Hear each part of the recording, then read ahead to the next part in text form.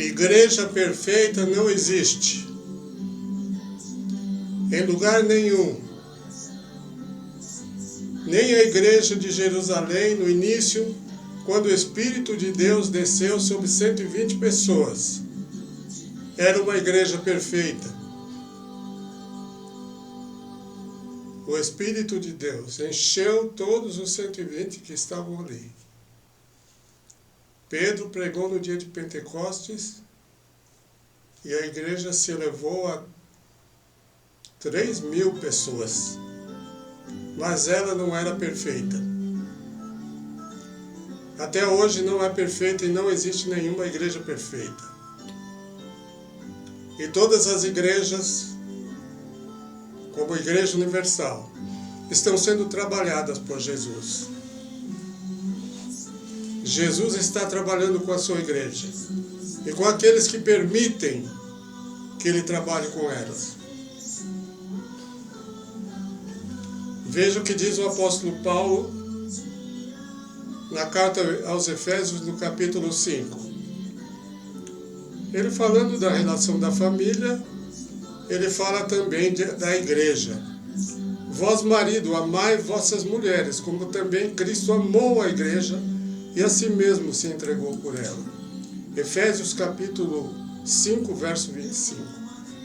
Por que Jesus se entregou pela sua igreja? Verso 26.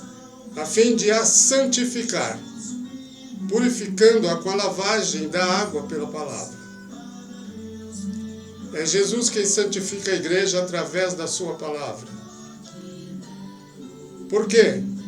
Por que mais? Para apresentá-la a si mesmo, igreja gloriosa, sem mácula, nem ruga, nem qualquer coisa semelhante, mas santa e irrepreensível. Só quando Jesus voltar e ele levar a sua igreja, ele vai levar uma igreja sem mácula, nem ruga. A igreja de Jerusalém, como disse, não era perfeita. Os crentes, mesmo os crentes, cheios do Espírito Santo, não eram perfeitos.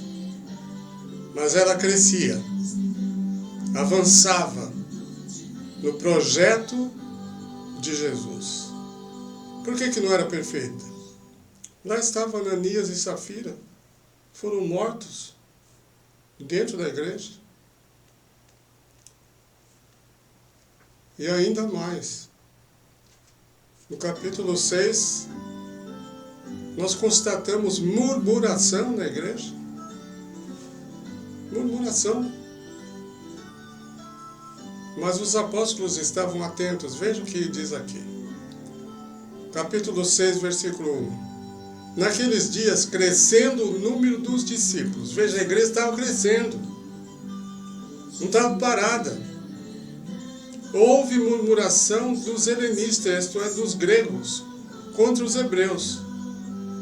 Porque a viúva daqueles, isto é, dos gregos, estavam sendo esquecidas na distribuição diária. Eles já tinham obras sociais, porque Deus sempre teve uma grande consideração para com as viúvas, e a igreja já estava trabalhando com as viúvas. E havia crentes gregos e crentes judeus, hebreus, e estas viúvas eram assistidas.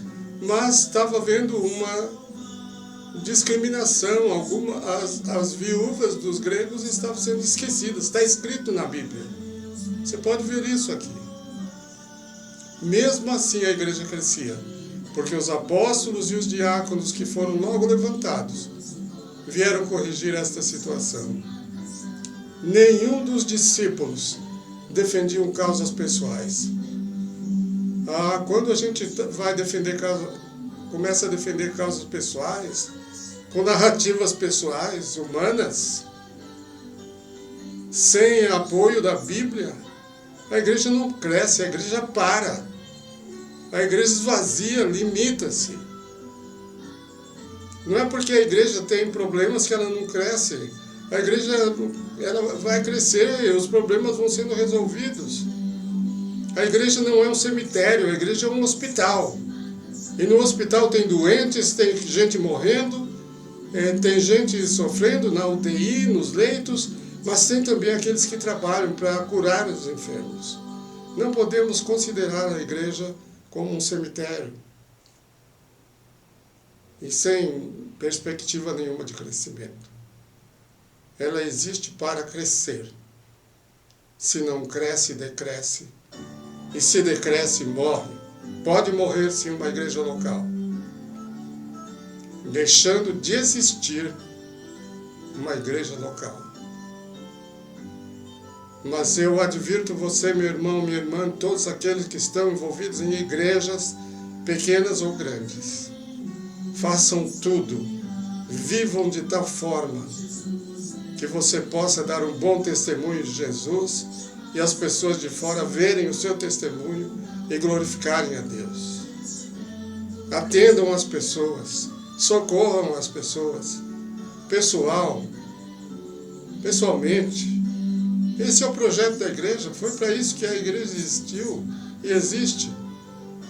Se não for para servir o mundo perdido, as pessoas doentes espiritualmente, não existe razão para a existência da igreja. Ela não faz sentido na sociedade se a igreja não crescer. Eu quero ver a minha igreja cheia. Deus preparou para isso.